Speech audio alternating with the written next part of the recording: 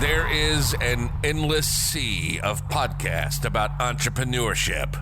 Talking about it, but not living it. We live it every day. This is Inside the Wolf's Den, an entrepreneurial journey with Shawn and Joni Wolfswinkle, talking about real estate investing, but also encompassing general subjects in regards to owning small to medium-sized businesses, and of course, all the struggles that business owners must overcome to be successful. This is Inside the Wolf's Den, and this is Shawn and Joni Wolfswinkle. Welcome back to Inside the Wolf's Den with your host, Shawn and Joni Wolfswinkle. Today we actually have a special guest, Darel Daik. He is the founder and CEO for Noble Mortgage and Investments, LLC. Noble Mortgage is a direct private lender that lends primarily to investors in the major Texas markets. An expert in real estate finance, Daik spends his time leading the company by maintaining the fun, noble culture with his team and providing the vision for the company. He enjoys educating investors and is a regular speaker in several real estate groups, radio shows, and podcasts. Daik has always maintained the high standards of ethics and diligence with his investors, borrowers, which has played a huge part in making Noble the most respected lender in Texas. Daik also maintains a successful rental portfolio in Houston. He also has bought, renovated, and resold numerous properties since 1995 using his own capital in various lines of credit with bank institutions. Daik prides himself on being very active in all aspects of Noble Mortgage and enjoys his career in real estate lending. So welcome, Darel. Thank you so much for being with us today. I'm excited for our listeners to get to know you a little more. So why don't you tell us a little bit about yourself? Sure. Thanks for having me, guys. Always a pleasure to see you too. I own a mortgage company, Noble Mortgage and Investments. Pretty much all I've ever done is the mortgage side. I got into the mortgage business right out of college almost as a loan officer and just, really took to it. Just kind of came natural to me. I like to say, not to be in a cocky way, but I felt like Mozart on the piano. They put me in front of the piano and I just knew how to play. Nice. I knew how to lend. I don't know why. I mean, within like 3 months, I was like top loan officer at this company I was working for. So I worked there for 3-4 years and then worked at another company for a couple years and then eventually started Noble Mortgage in 2003. And we specialize in doing hard money lending, working with investors to help them buy properties that are dilapidated or need to be renovated. We do new construction, things like that as well, but mostly on the investor side. But unlike a lot of other hard money lenders, we also do long-term lending for a conventional basis as well as commercial loans. So that's on the business side. And then just as far as the personal side, I'm a father of 2 boys and absolutely adore them and love to hunt. You can probably see one of my deers up here in the background. Absolutely. Yes, and we've seen some pictures to prove it too. So, All my passions. Do you know I've never been and educating investors. I've always had an abundance mentality when it comes to that sort of thing. I love doing free seminars and webinars and educating investors and just helping people get their feet wet in real estate. Yeah, this is probably something I shouldn't put on air, but or out there. But I've never gone hunting before, so. And it's hunting, right? Not hunting, but So someday you have to teach me and I'd love to take you. Yeah, I didn't. I grew up in Texas, and most people that hunt, they grew up hunting with their dads and so forth. And I didn't hunt until I was 40 years old, and I'm 50 now. Oh, okay, so I just kind of went on a whim with some buddies for my birthday, and we went dove hunting. And man, I got the bug. And anytime from September 1st through the end of April. I go out as many times as I can. I find a lot of different things. I just love the outdoors and the experience of it. So it's a lot of fun. That's awesome. Well, you definitely show that you work hard and you also play hard as well. So a balance of the two. Yes. Yeah, it's awesome. So tell me, in your bio, there was some info about keeping a fun, noble culture. I liked how you guys said that. So tell me, what do you guys do in your company that keeps it fun? I've known a lot of your staff that works for you over the years, and several of them have been there a really long time. So what do you do to maintain and keep that culture and provide that for your staff? Yeah, when I first started my company, I really didn't understand or have any idea what a culture was. So I just kind of hired people that I thought would do well at their jobs. And in 2008, 2009, you know, we went from a staff of 15 people to about 2 people because the whole market just completely crashed. And so when I started ramping up again, I hired a business coach. And the business coach really taught me a lot about all aspects of the business. But one of the things that he always talked about was culture. And so, you know, I'm a very fun guy to be around. I'm very loose. I'm not an uptight person. So I decided to start hiring people, number one, that I thought would be fun to be around, that I would enjoy seeing on a day-to-day basis. Because I always tell my employees, you know, we see each other more than we see our family. Right. And so I'm like, if you hire someone who just is just you know, hard to get along with, it just makes the whole day, you know, life miserable. So I always interview people, and I have 3 or 4 people from my office interview them to make sure they fit, because we're very loose and we joke a lot and we make fun of each other and all that, play pranks on each other, all this kind of stuff. You know, that's what makes the day fun. And we work hard too, but so I created this culture. I'm very proud of it. And my employees like really genuinely enjoy working here. And so we really protect that culture. Whenever we hire someone, I'm like, I want as many people as possible to talk to them to make sure that they like them and they're going to fit before we even get into how well they do at their job. Awesome. And to do that too, how do you hold them, I guess, with having that fun culture and people you really like to be around, how do you hold them accountable though at the same time?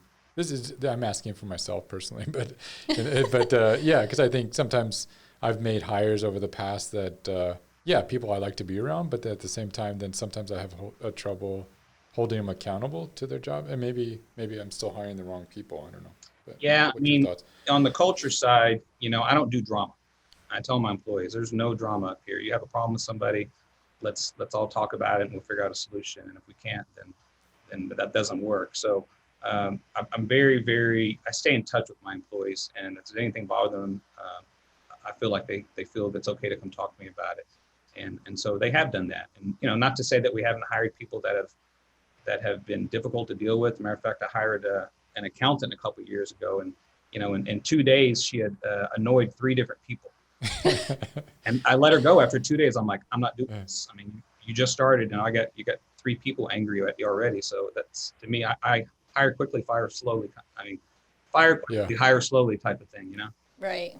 Awesome. Yeah, it also goes back to your core values. You know, you have a set of core values for your company. You live by those core values. Your employees live by those core values. Yeah, absolutely. And we like to say we want you to drink the Noble Mortgage Kool-Aid. You know. Yeah. You don't I love that. I love that. That's cool. You want to be here? I don't want you here. You know. And if someone doesn't want to be here, and I can tell, I'm doing them a favor by firing them, because the longer I wait to fire them, the longer it takes them to find the job that maybe they will like. Correct. Right. Yeah, absolutely. Are you lending just in Texas, or do you do other markets as well? We're only in Texas right now. We have an office in Houston. That's our corporate office. We also have an office in Dallas. We have our eyes on San Antonio right now for a 3rd office. And so on the hard money side, we really try to stick to the major metropolitan cities of Houston, Dallas, Austin, and San Antonio. Conventionally, we can lend anywhere, but right now, just Texas. Awesome. Well, and, if you would go into explain more hard money, because I know some of our listeners are new to this, you know, and they probably don't know necessarily what hard money lending is. So if you can explain that.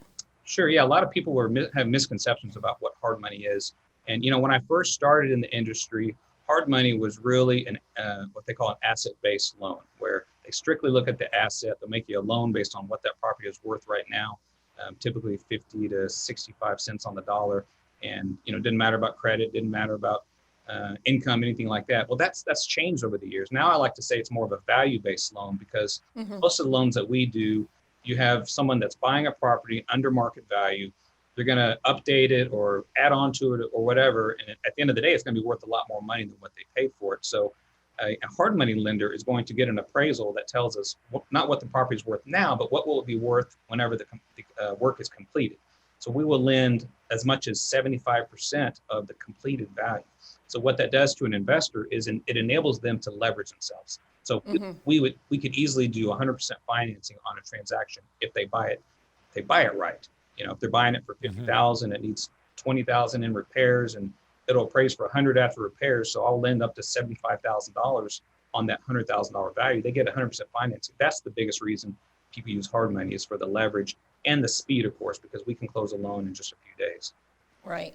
And what kind of what about them as a borrower? what kind of qualifications would they need to meet to do that?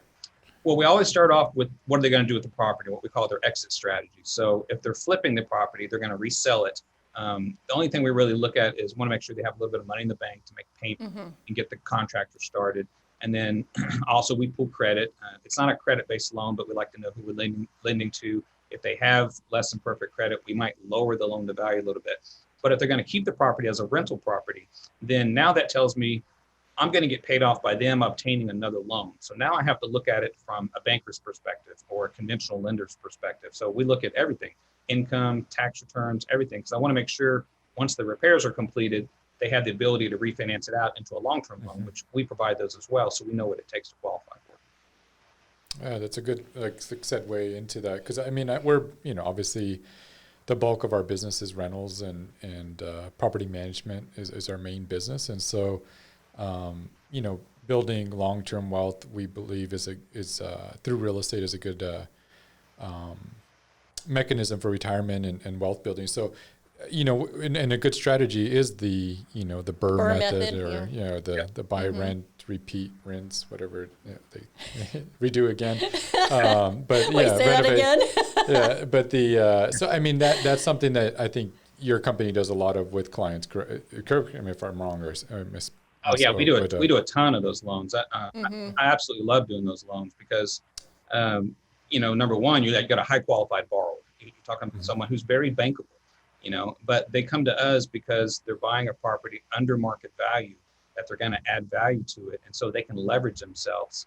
They're not always going to get 100% financing. If they don't buy it cheap enough, they may not, but they're going to get a lot better financing as far as leverage is concerned than if they go to a bank where a bank would want them to put down a minimum of 20% of costs. Right. So if you're dealing with limited capital, you can only buy so many houses with putting 20% every single deal. Yeah.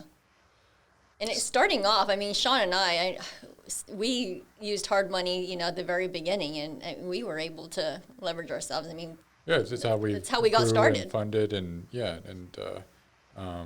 was a good source of I mean, if we didn't have the money or if we had 10 or 15 homes going at one time, we might not have had all the funds for all those. So hard money definitely played a big role in that. But and I think, like you said, if people are limited maybe on they're great credit borrowers, they maybe have good W-2 income and they're doing on a side hustle, just buying rental properties. I think the BRRRR method where they can buy it at a decent discount, but then fix it up, refinance it, and then take that money that they just put into that property and go buy another one. So I think that's it's a no-brainer. It's a no-brainer deal. If you want to build a rental portfolio, again, you're dealing with limited capital. It's the way to go because you can leverage yourself so well and build a rental portfolio really, really quickly. You get 75% of after repaired value on the first loan and the second loan. So there's two loans there that you have to qualify for. But you're in that hard money loan because the hard money loan is a little bit more expensive than a conventional loan. However, you're in that loan typically only 60 to 90 days. So you buy it, you fix it. As soon as the repairs are done, you immediately refinance into a long-term loan. So you can just sit there and churn them over and over. Yeah, and if you're good enough on acquisitions, you probably can get in. You can get all your money back out of the house and be into the home. Really, no money down, so to speak, as people say. But if you're great at acquisitions, what is in those scenarios? Are they able to use the same? If they used you for that scenario where you could handle both sides of it, are they able to use that same appraisal, or you had to get a new appraisal? Does it save any cost that way, or? Now you do have to get a new appraisal because you are getting a new loan from a different lender. Okay. So there, it is a higher cost there. You have to pay for two appraisals and two sets of closing costs. The second loan closing cost is a lot less than the first one. But there are certain credits you get, like you get a 50% credit on your title policy. You also get your survey can carry over. So you do get some of those credits on the second loan. Okay. And the draw schedule, do you guys retain, on the hard money side, do you retain the rehab cost in escrow and do it in draws, or is that how you guys work? Yeah, exactly. So if the property has a renovation aspect to it, we're going to hold that money back in escrow and then distribute it in draws as the work is completed. Awesome. And for those that are listening, I mean, we talk a lot about, who to have on your real estate team and the the hard money lender, the lender, that's definitely somebody that you need on your team. So Darel has actually been well respected in Texas, and we've actually had clients work with Darel. So yeah, if you're in the Texas market, I think reach out to him. See what he can do for you.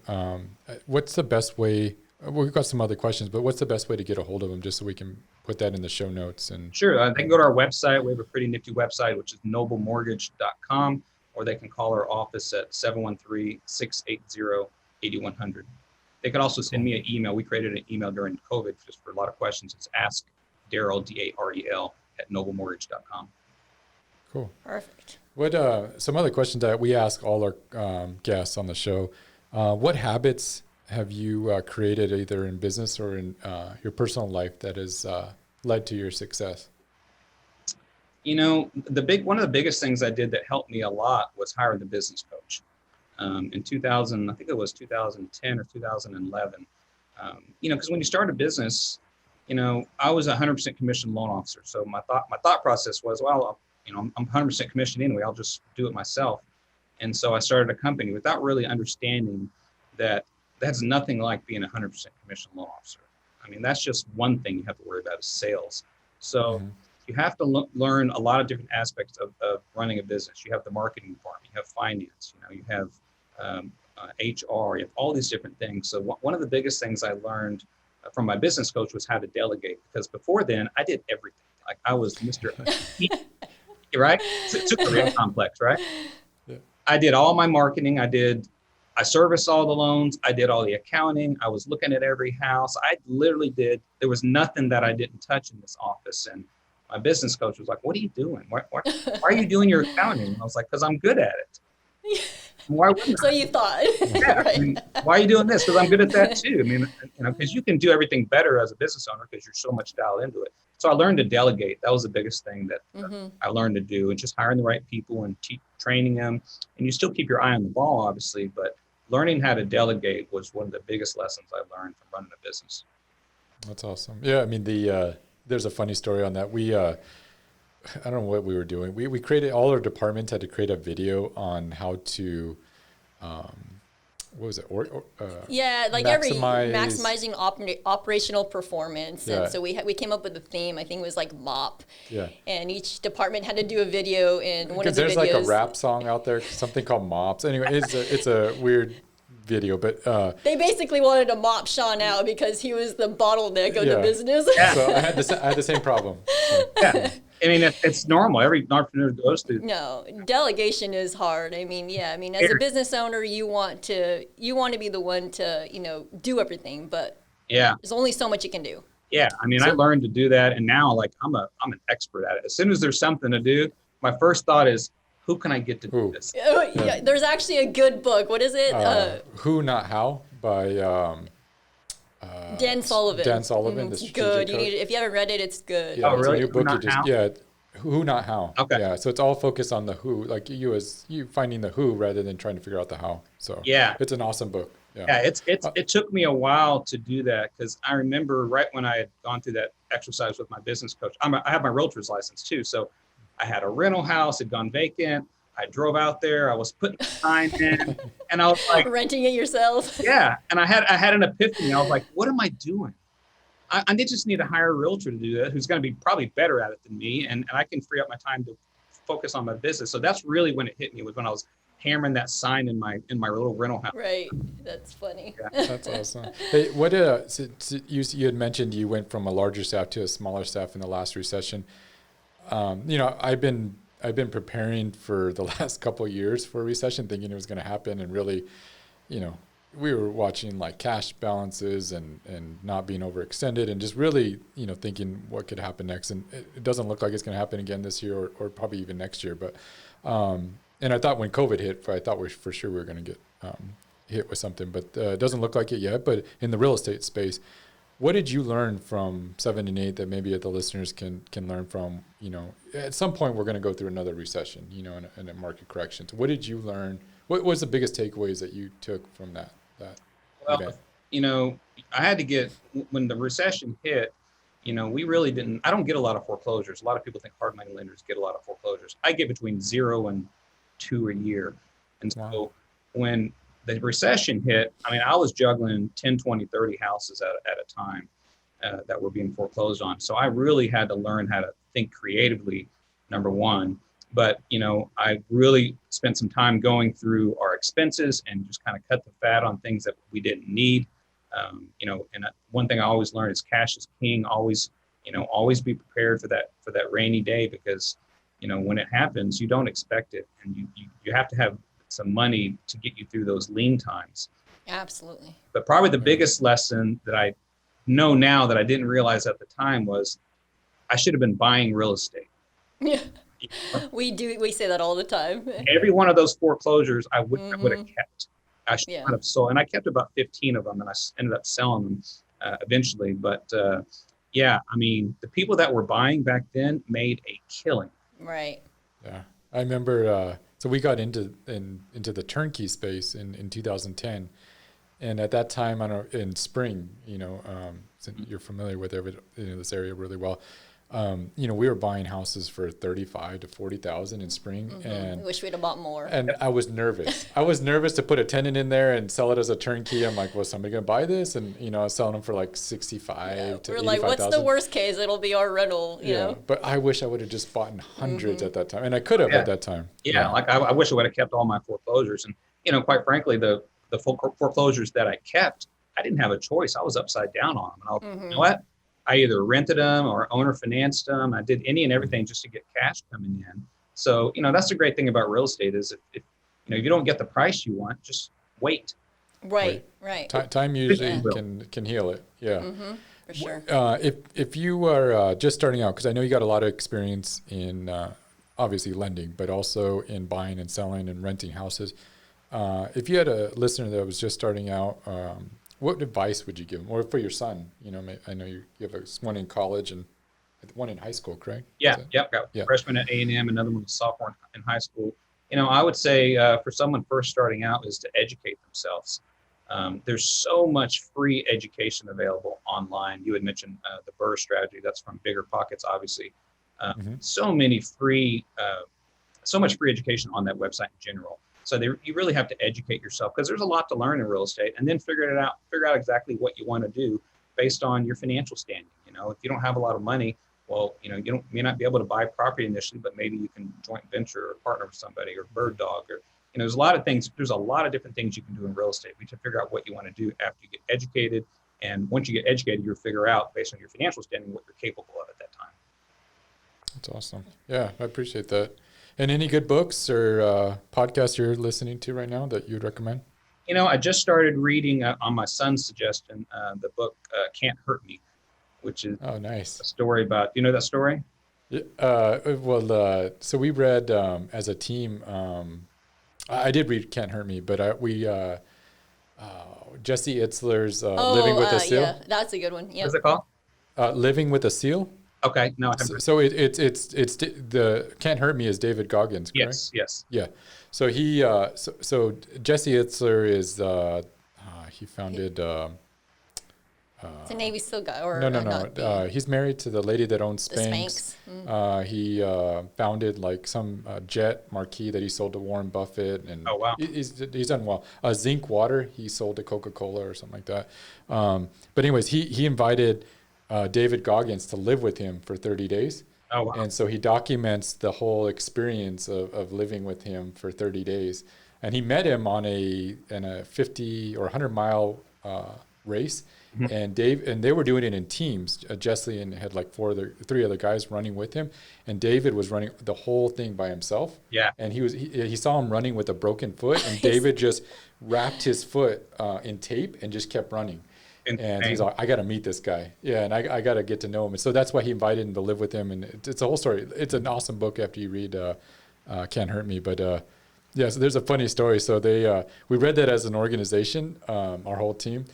And then for Christmas, it was right before Christmas. And so one year they gave me the boot camp. The boot camp, SEAL boot camp or whatever. It's like a conditioning course or whatever. And it was in Memorial Park.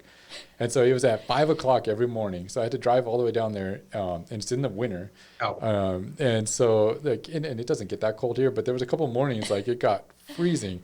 And I remember one day they, one morning, so to cut the story real short, every day, like I showed up and some people would bring their yoga mats and stuff because we're on the concrete in the parking lots doing push-ups and sit-ups and all stuff. So people would bring like a mat, so because you're on the concrete. And so like I didn't realize that the next week was actually you're working a whole entire week. It's hell camp or hell whatever. Help. And the actual Navy SEAls are leading running that camp. And so like I'm like it was the one morning I kind of was half awake. I got my yoga mat. I got everything over, and I'm getting out, and some guy just starts yelling at me, just cussing at me when I'm getting out of the truck. I'm like, like, is he talking to me? You can't see anything. It's pure dark. It's 5 o'clock in the morning. And he's screaming at me. And I'm like, everything's falling out of my truck and I'm getting nervous. And then so I run over there and then he's like, everybody's there doing push-ups. And then he sees my yoga mat. And I was like, oh, God. And then, so right away, he just laid into like, me. Beep. This beep with his yoga mat and just screaming in my face. I'm like, what did I get? What did I say? I didn't even sign up for this. Like, why am I doing this? I'm that's in my brutal. 30s. Yeah, my son loved all that. He's in the Corps at A&M, and so that's right. Yes. And he wants to pursue a career in the Army. So he does on top of the Corps stuff, he does a lot of stuff with the actual Army, and they take them out in the middle of the woods and they drop them off and they sleep on the ground and they have to run patrols. And he's getting ready to do it next week. Wow. He's praying. That's that's crazy. Yeah, pray for him. Yeah. Day one. My knees were bleeding after that week, and Joni laughed because I came to the office and I was so disoriented. I had different colored shoes on. I was a mess that week. But yeah, we're too old for that stuff, Shawn. No, yeah, exactly. So one last question, Darel. So I know you actually have a big event coming up, the forecast panel. Why don't you talk a little bit about that? Maybe how our listeners can sign up for that event.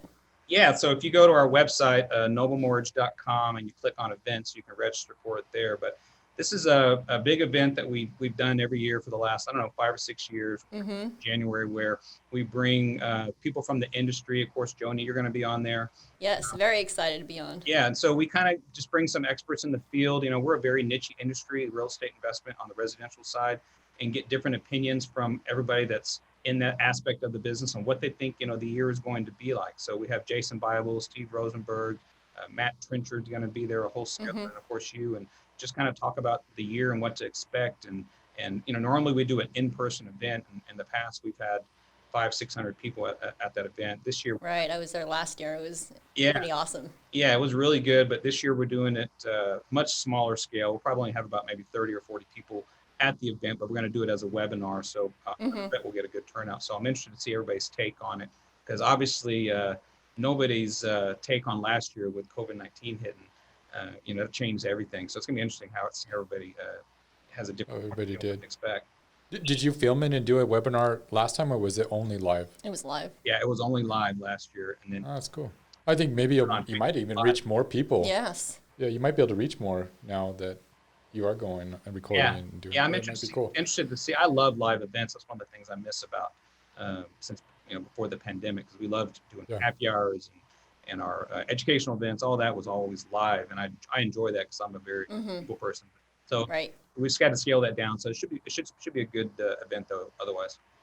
Awesome. Do you still do your like happy hour event, or is that happy hour been put on? Yeah, the happy. I remember you used to do a happy hour event. Yeah, no, we didn't do any last year because of COVID. We ended up canceling all of them. I haven't set anything up for this year. Obviously, January we have our big event. We'll see. Typically we do them like every other month, so we'll see maybe in March, hopefully, if everything cools off and we're able to do an event. So I don't know. I'm afraid to book anything because last year.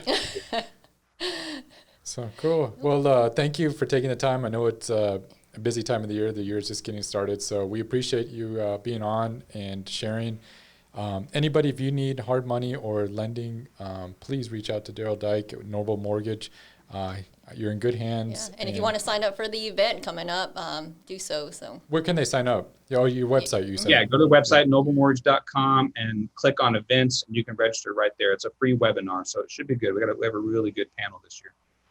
Awesome. Well, thanks again, and everybody just tune in next week. We're going to have another guest, and have a great week. Awesome. Yeah, thanks, Darel. Thank you. You've been listening to Inside the Wolf's Den, an entrepreneurial journey with Shawn and Joni Wolfswinkle. Tons of entrepreneurial podcasts are out there. Talking. But Joni and Shawn are living it every single day. Their portfolio now includes many franchises and medium-sized businesses. We talk about the trials and motivators of successfully running a business.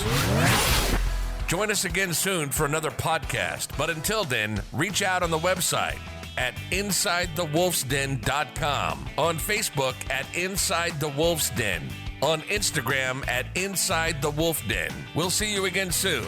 This is Inside the Wolf's Den. We'll see you next time.